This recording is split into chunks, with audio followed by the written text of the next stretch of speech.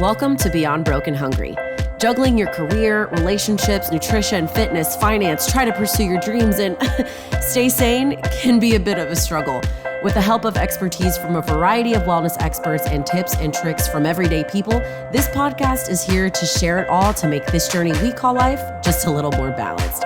I'm stumbling towards wellness right alongside you, and I'm so happy to have you come along this journey. With that in mind, let's jump into this week's episode of Beyond Broken Hungry. Hello, everyone. Welcome back to another episode of Beyond Broken Hungry. I am your host, Dara Sweat, and today I'm going to be talking about investing in your health. Not necessarily on the financial side of things, although that comes hand in hand, but just kind of like overall and some different things that you can do to invest in your health that isn't just a gym membership. But before we get into that, a couple life updates. If you follow me on social media, I've been posting a little bit the last couple of weeks about getting diagnosed with asthma. So weird. Never had asthma my whole life. I just turned 30 and never really had any issues. I think when I was a kid, there was like one point where I had like a little inhaler thing, like medicine that I had to do at night for a routine thing, but it wasn't an everyday thing. And it was literally like blink and that memory's gone. So it wasn't something that I grew up really doing. Also, why am I wearing my glasses? Sorry. If you guys are watching this on YouTube, I also have been trying to implement some video as well. And I had my my blue light glasses on for work, and I just realized that they were on. And I was like, why is my face glary? Oh, yeah, because my glasses are on. Anyways, squirrel. The first parts of these podcast episodes are always so fun. But I got diagnosed with asthma, and then my doctor at first was like, well, like it could be asthma because you have asthma, or it could also be that you have asthma because you have allergies. So let's do an allergy test. Mind you, this was like 2.5 weeks before my competition in early October. So I was like, Doc, normally I am not this kind of person, but give me whatever you need to give me to get me through these next couple weeks and my competition, and then I will gladly do whatever allergy test we need to do. So went ahead and gave me the 2 inhalers. The inhalers worked fine. I literally could not believe that I had not been breathing like a normal human being. Once I started using these inhalers, I was like, wow, this is incredible. So how I got diagnosed with asthma, I was having a really hard time breathing. My whole life I always had a hard time breathing with cardio, but I swam in high school and I would swim recreationally because I really felt like that helped with my breathing, which helped with my cardio. And I don't know what it was. Like this summer was really, really hot, not hotter than normal, just a hot summer. And I felt like maybe that the heat was putting some pressure on me that I wasn't able to breathe properly. So I just blamed it on the heat. Well, when it kind of started to cool off a little bit, I say cool off, like it was not 99 degrees in Florida. It was like 89. I was like, I'm still kind of having some issues. And then there was one day where I was having a hard time breathing so bad. I had been wheezing at night, was making me hard to sleep at night. I was having such a hard time breathing so badly that Doug was like, you need to go to the doctor. You need to go figure out what's wrong. Something's not right. Go. And I was like, I don't do the doctor. He was like, go. And he was like, obviously rubbing essential oils all over your body is not working for you, Dara. Like, you need to go figure something out. So I was like, okay, fine. I literally just happened to Google like pulmonary doctors in my area. Found one that I called them literally that afternoon. They were able to see me. So I went and they had me breathe into this like tube. They gave me like a hit or two of like albuterol. Breathed into it again. My lung capacity increased 33%. I'm out of breath right now to say all of that. So after the doc saw the scans and saw the breathing report, he was like, yeah, you have asthma. I was like, that's interesting. As I just turned 30 and never had asthma before. He was like, that you knew of. And I was like, okay. So anyways, fast forward, got 2 inhalers. They worked. One is a maintenance one. One is like a pre-workout one. Everybody's been making fun of me saying that like now I have this like superpower that I have this inhaler for. And I'm like, okay, guys, whatever. So, but it's been great, feeling good, but wanted to kind of get a little bit deeper, dig a little bit more. So I had my allergy test this past week. And they tested for like 70 different things. The nurse, it was like in four different like tubes that she had to like scratch my back with. And the nurse did the first one, turned around to grab the second one, came back and was like, oh, baby girl, you are already reacting. She was like, welcome to the family. We'll be seeing you every week. And then the doctor came in, looked at the results. Pretty much I'm allergic to everything. I mean, every single thing on that list had a reaction of 9 or higher. And I think like the marker for actual intolerance to something is like a 3. And then there were some things that had 11 on it. So, just really allergic to everything. I was telling my boyfriend, I was like, I'm really glad that you and I are together, and that you're not we like the outdoors, like we'll go camping and hiking and stuff, but that's not like something that we do often. I was like, I'm glad that you're not into that, because if we were to ever break up and I were to date like an outdoorsy guy, I'd have to be like, look, like it's not that I don't like outside, I'm just like super allergic to it. So we're gonna start in 4 weeks. They ordered the shots that I have to take. It's basically like little injections of what I'm allergic to, so that my immune system gets used to it. And they start little by little. So it'll be a smaller dose at first and then grow larger and larger. And I'll be doing that every week for a year. It's a long time, a lot of shots. It's a good thing needles don't scare me. And then after a year, after that, the 48 weeks, essentially, it's not exactly a year, but 48 weeks pretty much. And then the shots go into maintenance. And then hopefully it gets to the point where I think there might be a point where I won't need to take them, or like it could be like a month or 2, or then a month and 3, and like maybe only a couple of times a year that I'll have to do it. Who knows? But it's worth it to me, because I do take an allergy pill every single day. If I don't take it, I'm a mess. Even some days I do take it, I'm a mess. So a lot of trees, dust, like things like that I am allergic to. So hopefully this helps. Welcome to another journey of mine. I'll keep you updated on.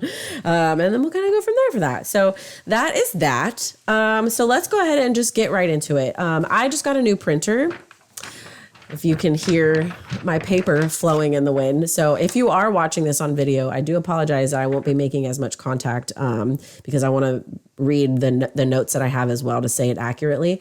But we're going to talk about investing in your health. It is one of the most valuable commitments that you can make for your overall well-being, period. There really is nothing else more that I can say to that. So today I'm going to go over 6 reasons to prioritize and invest in your health. Number 1, long-term well-being, like the long game, guys. I mean, we talk about this all the time at Graham Strength and Conditioning. We are learning and focusing on the things that will help us in life for long-term.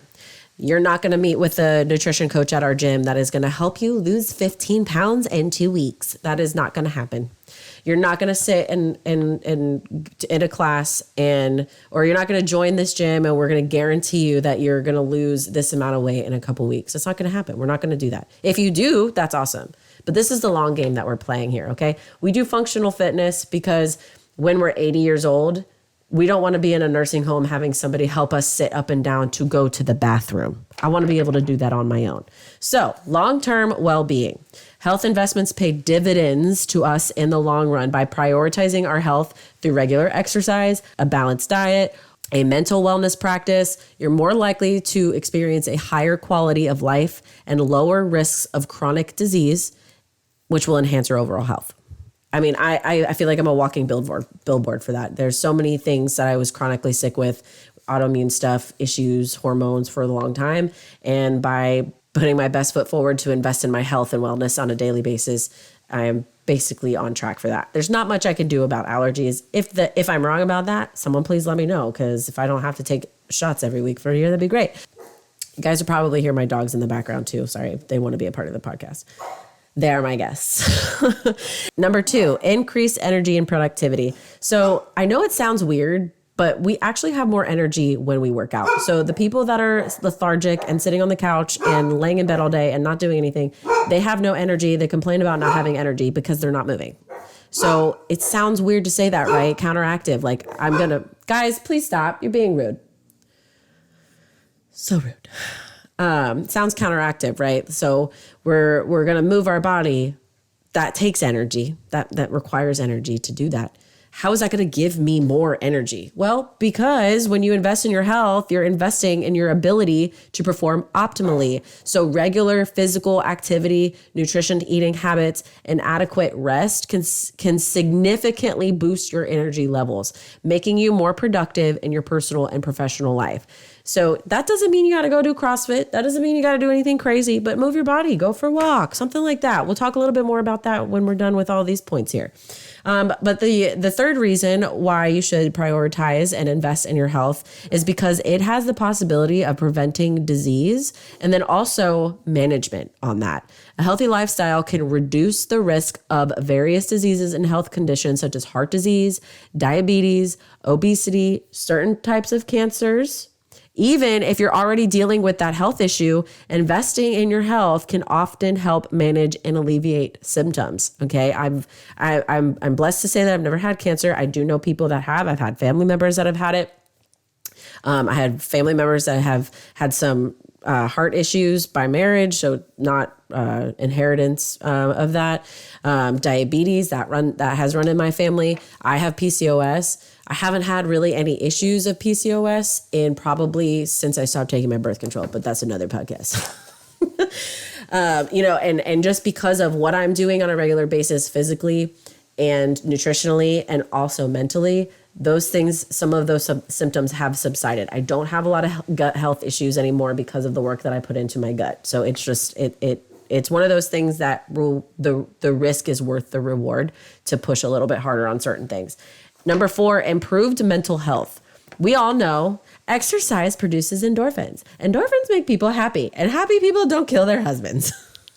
Reese Witherspoon. Actually, Elle Woods, if we're going to go into character for that. Physical health and mental health are closely linked. If you didn't know that, fun fact. Investing in activities that promote mental well-being, such as meditation, mindfulness, gratitude, adequate sleep, social connections with good, positive, encouraging people. That's not written on my notes, but I'm putting that in the side note there. Can significantly enhance your mental health, reducing stress and anxiety. So what do we have to do to improve our mental health? We have to do things that improve our mental health. So not laying in bed all day because we feel sorry for ourselves or we're upset or we're depressed. And I can say that because I was one of those people. Not sitting on the couch, just scrolling, looking at other people's lives, comparing ourselves to them, the things that we do and don't have, remembering that social media is the highlights, right? It's not it's not the everything. It's not always the truth. Or watching TV and seeing this, that, and the third of all these celebrities that have all of this and blah, blah, blah. And the world is ending. Stop watching the news. If you want to improve your mental health, turn off CNN, turn off Fox, stop watching Newsmax. Just don't. Just don't watch it. At least not all the time. It's good to be informed. But if you want to improve your mental health, stop those things. The 5th reason to prioritize and invest in your health, reduced healthcare costs. I'm going to let you guys think about that one for a second. Reduce your healthcare costs by investing in my health. What? Because if you are investing in preventative measures and maintaining a healthy lifestyle, it can potentially save you money in the long term. Avoiding medical expenses related to preventable conditions or illnesses, you'll spend less on healthcare and reduce the financial burden on yourself and your family. One of those sayings that's like, if you don't take care of, or if you don't take time to rest, your body will make that time for you. If you're not taking care of your body is going to start shutting down. It is not going to give you the energy that you need if you're not providing things that will give it energy. It's not going to give you input output, y'all. It's basic science. If you're not putting good into your body, you're not going to get good out of it. If you're eating crappy food every day, you're not going to get rewarded for that. Your body's going to feel more lethargic. You're going to feel more sad. You're going to be more depressed because of all of the processed stuff that's in there. Our bodies aren't meant to process all of that. I'm not saying that every now and then that you should never, ever, ever eat McDonald's or never eat Chick-fil-A or never eat on any of that stuff. I'm not saying never do that, but make it a priority to not make it a priority. if that makes sense. Like, don't be doing it on a regular basis. Invest in things that are healthier for you, that are better for you, alternatives to things. If you have a big sweet tooth, try to find a good protein that is also has a sweet factor, so you kind of get that satisfaction, but then you're also meeting your protein goals and giving your body something that is going to help metabolize things faster. You guys all know that I love First Form, and I love the protein that they have. It tastes great. It curves that sweet tooth. There's other things that you can do with it. Mix it into yogurt, put it in a coffee, little things like that. Those little switches and the little alternatives that will help. Number 6 and final, longevity and better quality of life. Your health directly impacts your lifespan. Or I'm going to repeat that. Your health directly impacts your lifespan and the longevity of life that you lead. Investing in healthy habits and choices can prolong your life expectancy while ensuring that those additional years are filled with vitality and improved ability to engage in activities you enjoy. If you want to get good out, put good in. If you want to have more energy, do things that give you energy, like movement and being around people that give you life, good people, the people that are going to uplift you and motivate you and inspire you. Ultimately, investing in your health is investing in yourself. It's the most selfish thing that you can do. Prioritizing health brings both immediate and long-term benefits, allowing you to lead a more fulfilling and vibrant life. So investing in your health is not just a gym membership. Because if you're investing in that gym but you're not going, how is that helping you? Okay, so we want to do some things that are really going to help us invest in our health. And besides that, obviously, if you don't have the space in your home, or if you don't have gym equipment, or if you're like me and you really kind of need a group fitness atmosphere where someone's kind of leading you, I don't mind going to Crunch every now and then to do some secondary stuff or some simple things, or if I really just can't get to a class that day. But I really enjoy somebody telling me what to do. I enjoy being programmed step by step by step. I enjoy there being a clock running, telling me that I have this amount of time to do this and that and the third. That's me. That's what I like to do. Not everybody's like that, and I get that. So alternative ways to prioritize health that isn't a gym membership, outdoor activities. Go outside, open your door and walk. Now, I don't know where you live, where you're listening from. Maybe you live in a city and it's kind of dangerous or sketchy to walk outside, so you don't want to do that. I get that. But maybe you can go drive to a park, or maybe there's, a place that a hiking area that you can go to that you can walk around, or in a safe space, or things like that. Or maybe there's a place you can ride your bike to, or maybe there's a pool that you can go swim at. Anything that you can move your body. Maybe you live by the beach, you can go swim at the beach. Try to swim at the beach when there's more people around, so that there's nothing bad happens there. But there, you could just literally just go outside and find a place to move. Home workouts, again, if you have the ability to be able to flop out a yoga mat and maybe do some yoga, or you have some weights that you can use in your house, or if I would technically think of this as a home workout if I lived in an apartment complex that had a gym. That could be considered a home workout. Just go to your apartment gym and do the workout there. Get that movement in. That's the most important part. Obviously, the movement part is a big part of it, but we got to think about other things that we can invest in our health as well. So what else can we do besides just the gym? Because the gym is 20%. It's 80-20, guys. 80-20. Nutrition and diet and your mental is basically, I would say even 90-10. That nutrition and diet lifestyle, I hate that word. The nutrition and food lifestyle, that's your 80%. Your mental and spiritual, that's your 10% right there. That's that extra 10% that make that 90. And then the gym's like 10% of that. So if the gym's really not your thing, you should be moving, period. Like go for a walk, go for a swim, go for a bike ride. But nutrition and your mental, that is a big part of it too. So it's not just about the exercise. It also heavily depends on what you consume. And not just food, what you consume mentally as well. So some things that I do to invest in my health that does not look like me going to the gym is that I wake up in the morning and I have a non-negotiable. My non-negotiable is that I spend time with Jesus. Before I turn my phone on, before I go scroll on the internet, I open up my devotional, I open up my Bible, and I spend time with God. And then I write down 3 things that I'm grateful for. Those are my non-negotiables. That is something that I do every single day. If I don't have time, quote unquote, or if I'm not able to do it, I try to find another point in the day where I can do that. Because if I don't, I literally, my whole day feels off. I'm angry. My fuse is shorter. Like if I do not spend time with Jesus, it is just not a good day. So that is a non-negotiable for me. Another non-negotiable is my evening routine, where I wash my face, brush my teeth, I journal. I like to read, and then I try to make sure that I go to bed at the same time every day. Now, sometimes it's hard, because sometimes I'll go to bed and I just can't sleep. No matter, maybe I've got things going on, life is lifing, and I'm stressed and I can't really sleep. Like that happens. But as long as I'm still just doing my due diligence to do all of those things, that's important to me. And living by my calendar, like scheduling things out, planning things out, keeping things as organized as I possibly can. Like that is how I invest in my health, and keeping my space clean. Because if I wake up in the morning and there's dishes in my sink, it's loud, just everything's loud, and I feel like I'm not going to be able to start on a good foot. And make my bed. I make my bed every day. Every single day I make my bed, because it is the first thing that I will accomplish outside of spending time with Jesus. So those are just a couple of ideas.